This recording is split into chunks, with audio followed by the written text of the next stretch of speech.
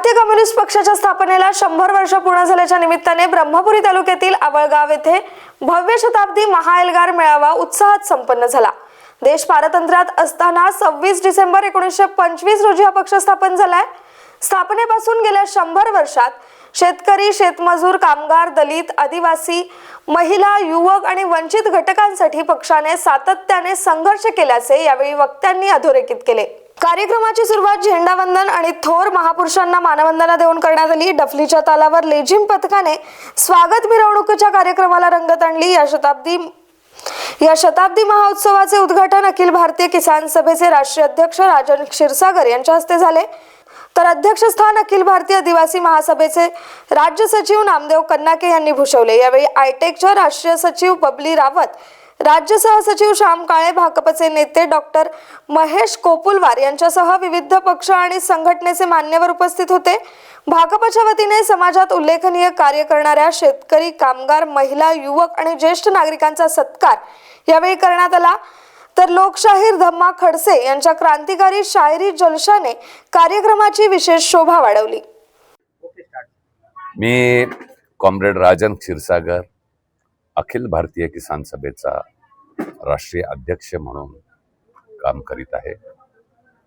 या ठिकाणी भारतीय कम्युनिस्ट पक्षाला 100 वर्ष पूर्ण झाल्याबद्दल शताब्दी महोत्सव आवळगाव तालुका ब्रह्मपुरी जिल्हा चंद्रपूर या ठिकाणी अत्यंत यशस्वीरित्या पार पाडण्यात आलेला आहे। भारतीय कम्युनिस्ट पक्षाने देशभरामध्ये 100 वर्षामध्ये काय केलं हा जर प्रश्न विचारला तर अभिमानानं सांगता येईल की या देशामध्ये सर्वात प्रथम संपूर्ण स्वातंत्र्यासाठी आवाज उठवणारा भारतीय कम्युनिस्ट पक्ष आहे। ब्रिटिशांनी अनेक राजद्रोहाचे खटले दाखल केलेले असताना सुद्धा शेकडो हजारो कम्युनिस्टांनी काळ्या पाण्याच्या शिक्षा भोगल्या, स्वतःचं बलिदान दिलं, फासावरती चढले, अनेक प्रकारच्या यातना शोषित साम्राज्यवादाविरुद्धचा लढा दिला।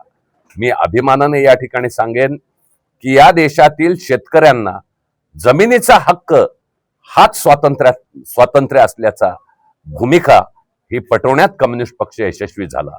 जमिनीचा अधिकार आणि स्वातंत्र्य याची सांगड घालून देशातील शेतकऱ्यांना स्वातंत्र्य लढ्यामध्ये मोठी भागीदारी कम्युनिस्ट पक्षाच्या पुढाकारानं निर्माण झाली। ही महत्वाची उपलब्धी आहे।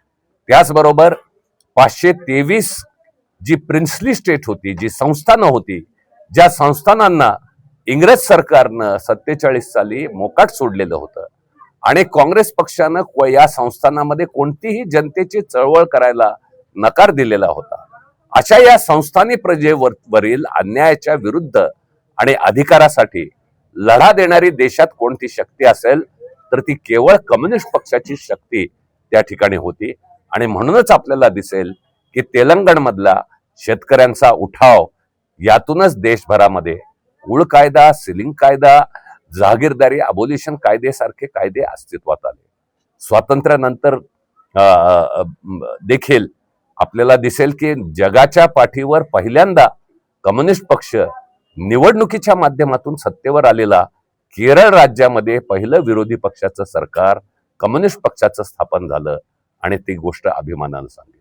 या देशातले अस्तित्वात आलेले सर्व कामगार कायदे हे कम्युनिस्ट पक्षाच्या नेतृत्वाखालील ज्या कामगार चळवळीनं लढे दिले त्यातून अस्तित्वात आलेले असेल। अगदी ट्रेड युनियन स्थापन करण्याचा 26चा कायद्यापासून ते बोनस आणि प्रॉव्हिडंट फंडाच्या आणि पेन्शनच्या कायद्यापर्यंत कम्युनिस्ट पक्षाची त्याच्यामध्ये भागीदारी आहे। त्याचबरोबर केरळ सारख्या राज्यामध्ये 100% साक्षरता अस्तित्वात आणणं डाव्या आघाडीच्या सरकारच्या नेतृत्वाखाली कम्युनिस्टांनी शक्य करून दाखवलेलं आहे। आत्यंतिक दारिद्र्याचं निर्मूलन कम्युनिस्ट पक्षानं केरळमध्ये करून दाखवलेलं आहे। देश ज्यावेळेस फुटीच्या उंबरठ्यावरती होता आणि दहशतवादी अत्यंत कारवाया चालू होत्या त्यावेळेस पंजाब सारख्या भागामध्ये खालिस्तानवाद्यांचा मुकाबला करीत 300 पेक्षा जास्त कम्युनिस्टांनी आपला देह त्या ठिकाणी ठेवलेला आहे। राष्ट्रीय एकात्मता पुढे नेण्यात कम्युनिस्ट पक्षाचा रोल आहे।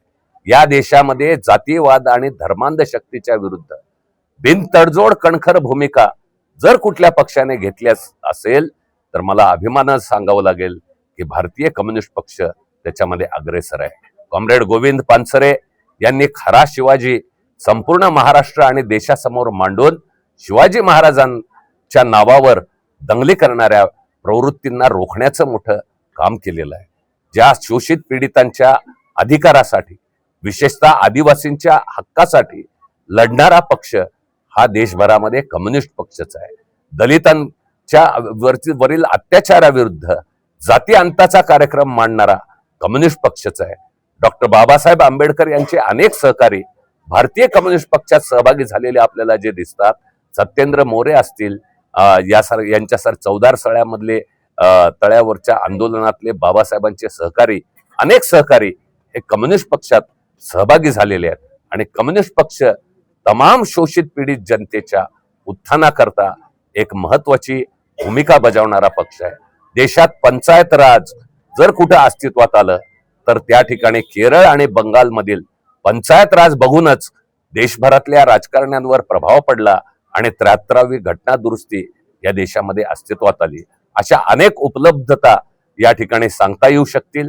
आणि कम्युनिस्ट पक्ष ह्या त्या सातत्यानं जनतेचा संघर्ष चालवत राहील जोपर्यंत जगामध्ये माणसाकडून माणसाचं शोषण आणि पिळवणूक चालू आहे.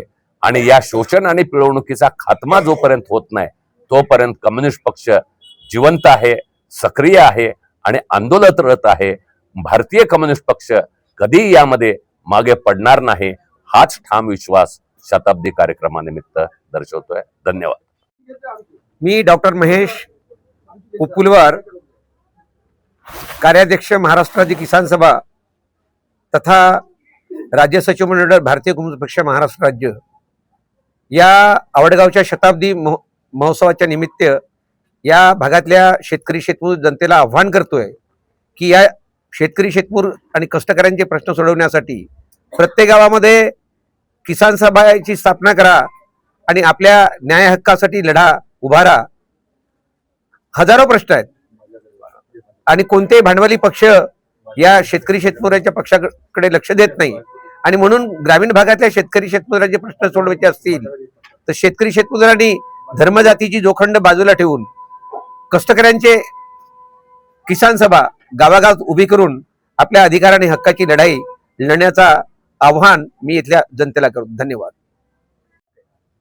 मी कॉम्रेड विनोद रामदास झुडगे, भारतीय कम्युनिस्ट पार्टीचा जिल्ह्याचा सहसचिव तथा ब्रह्मपुरी विधानसभाचा प्रमुख. आज भारतीय कम्युनिस्ट पक्षाला जे 100 वर्षे झालेले आहेत, जे त्याग, बलिदान आणि संघर्षाचा इतिहास सर्वसामान्य जनतेला माहीत व्हावं, ही कम्युनिस्ट पार्टी ही कष्टकऱ्यांची पार्टी आहे. म्हणून या चंद्रपूर जिल्ह्यातील ब्रह्मपुरी तालुक्यातील आवडगाव या गावामध्ये आज विशाल असा निर्धार महामेळावा आयोजित केलं होतं. हजारो लोक आज या निर्धार मेळाव्यामध्ये आलेले आहेत आणि त्यावरून त्यांनी दाखवून दिलेलं आहे की खरा लढणारा पक्ष कोणता असेल तर तो कम्युनिस्ट पक्ष आहे. आणि म्हणून कम्युनिस्ट पक्षांच्या पाठीशी आम्ही राहणार आहोत. खरं तर शेतकऱ्यांची कर्जमाफी असेल, शेतकऱ्यांसाठी मिळणारा गोष्ट खुर्दचा पाण्याचा प्रश्न असेल, बँकांना विविध माध्यमातून शेतकऱ्यांची करत असलेली लूट असेल, या विद्यार्थ्यांचे प्रश्न असतील, इथला वन्य प्राण्यांचा प्रश्न असेल, या तमाम विषयाला घेऊन सातत्याने कम्युनिस्ट पक्षाच्या नेतृत्वामध्ये गेल्या 20 वर्षापासून मी या भागामध्ये काम करतोय. खरं तर या ब्रह्मपुरी तालुक्यातील हा शेवटचा असा आवडगावचा भाग आहे. हजारो शेतकरी या भागामध्ये आहेत. अजूनही शेतकऱ्यांची अवस्था हे वाईट होत चाललेली आहे. आपला पट्टा हा धानाचा पट्टा आहे. ज्या धानाला हमी भाव मिळायला पाहिजे तो उलट त्या धानाचा भाव मात्र कमी कमी होत आहे. धानाला बोनस नाही, हमी भाव नाही, शेतकऱ्याची पेन्शन नाही, निराधारांचे मानधन नाही, असे कितीतरी प्रश्न आहेत. आणि म्हणूनच आजच्या या निर्धार मेळाव्याच्या निमित्तानं या 100 महोत्सवी कार्यक्रमामध्ये आम्ही जनतेनं हा जो गांगलवाडी तो विहार कितीतरी दिवसापासून जो रोड आहे याचं काम रखडलेलं आहे. खड्ड्यात रस्ता की रस्त्यात खड्डा आहे अशी अवस्था आहे. या विरोधात सुद्धा आपण अनेक वेळा आपण आंदोलन केलेले होते पण पूर्ण झालेलं नाही. त्याला गती मिळावी, तातडीने त्याची दुरुस्त व्हावी. ह्या ज्या अवैध ट्रका चाललेल्या आहेत त्याचा बंदोबस्त व्हावं यासाठी येणाऱ्या 1 फरवरीला कम्युनिस्ट पार्टीच्या नेतृत्वामध्ये गांगलवाडी आरमोरीचा जो टी पॉइंट आहे इथे चक्का जाम आंदोलन होणार आहे असा इशारा मी या सरकारला देतो आणि जो कोणी या रोडचं काम आहे कंत्राटदार आहे यांना आजच्या या शताब्दी महोत्सवाच्या माध्यमातून सांगू इच्छितो. विनोद दोनाडकर, स्टार महाराष्ट्र न्यूज, ब्रह्मपुरी. नवनवीन घडामोडी पाहण्यासाठी स्टार महाराष्ट्र न्यूजला सबस्क्राईब करा आणि ताज्या बातम्यांचे अपडेट मिळवण्यासाठी बेल आयकॉनला प्रेस करा आणि परिपूर्ण बातमीबरोबर रहा, इतरांपेक्षा एक पाऊल पुढे.